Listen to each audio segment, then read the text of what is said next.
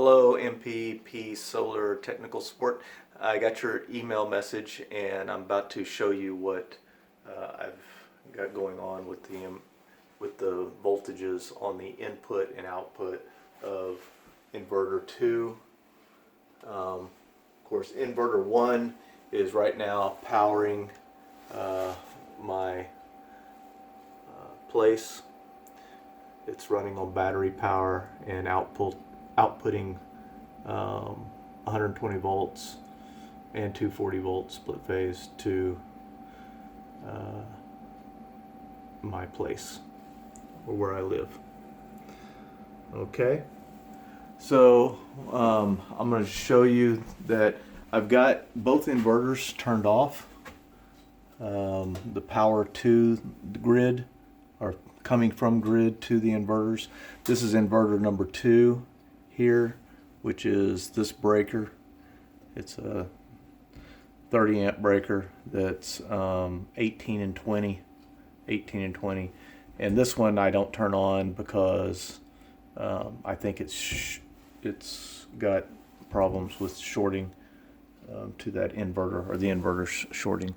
This one here, which is the inverter 1, is the L1 and L2 going to that inverter, and that's the one that's operational, but I don't have it turned on right now. Inverter 1.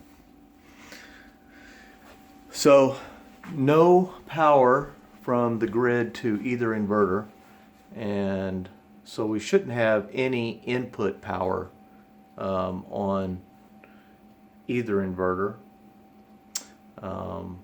I can show you inverter 2 first, and if you'd like, at the end I will also do a voltage meter on the first inverter to show you that there's no voltage there either. Okay, so if you can see that, my voltmeter, I'm going to go ahead and first look at the inputs, input voltage from grid, and we shouldn't have any voltage because it's turned off at the breaker. So from ground to L1 we have 121.1 volts. From ground to L2, 0 volts. From ground to neutral, 0. From neutral to L1 we have 120.5 volts, and from from neutral to L2 we have 0 volts. Okay, so that's the input from the grid. Now output, we should have 120 volts coming out because it's in parallel to the other inverter, and the other inverter is outputting 120 volts on L1 and L2. So here's from ground to L1 on the output, and you can see 121.1. From ground to L2, 120.8, and then from ground to neutral, 0. From neutral to L1 we have 120.9, and then from neutral to L2 we have 120 volts, 121. Okay, so that's the inputs and outputs of that inverter 2. Now we'll go ahead and just show you that there's no grid power right now. So let me go ahead and set this up.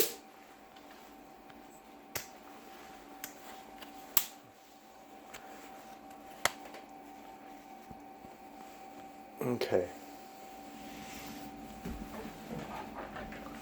So for the input from the grid, which is this line right here, we should have no power from grid. So as you can see, from ground to L1, no power or no voltage. From ground to L2, no voltage. From ground to neutral, no voltage. From neutral to L1, oh, we got a little bit of leakage there, 2.5. I don't know if that's normal. And then from neutral to L2, we've got 2.2, a little bit of leakage. And of course, the output should be a full 120 volts, which we do. 121. Oh, dang it. Sorry, y'all couldn't see any of that. Let me angle this up. There. Maybe that'll be better. Do it again. From ground to L1, we got 0.4. Ground to L2, 0.4. Ground to neutral is 0. And then from neutral to L1, we got 2.5 volts of leakage. And then from neutral to L2, 2.2 volts. And then from on the output side, we have from ground to L1 is 121.1. And then from ground to L2, we have a full 120.8. And then from ground to neutral, nothing. From neutral to L1, we've got 121. And then from ground to L2, looks like we've got a full 120.67. Okay, I hope that explains the information that y'all needed. If you need something else, let me know. I will get this to you right away. All right, bye.